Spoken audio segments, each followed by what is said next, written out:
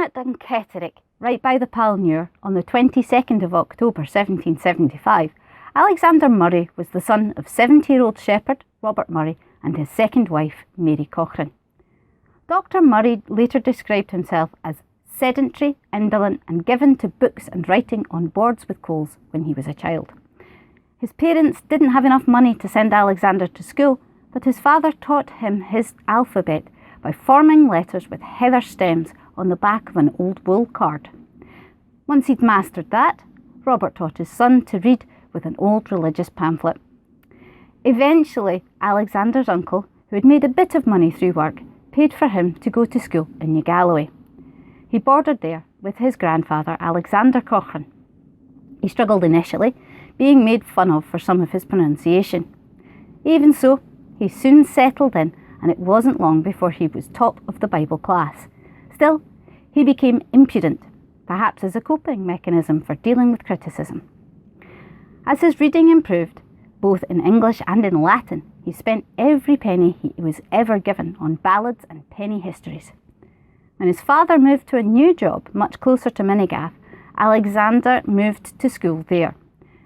From about the age of 9, he began training to be a shepherd like his father.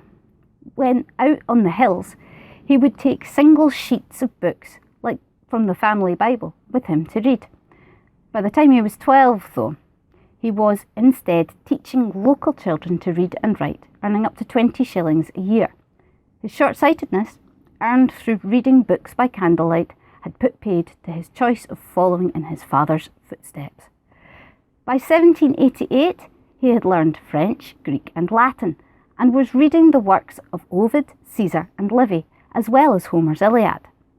After this, he taught himself how to translate books in Anglo-Saxon with a dictionary. Then, with a book in Welsh about the history of Christ, he learned that too. He learned German from Hick's Saxon grammar, then Hebrew from Robertson's Hebrew grammar, and then he learned Arabic, all before the age of 19, and while continuing to teach local children. By 1794, he had written a volume of poetry, which he presented to Robert Burns. Burns, it said, dissuaded him from taking up poetry seriously so young.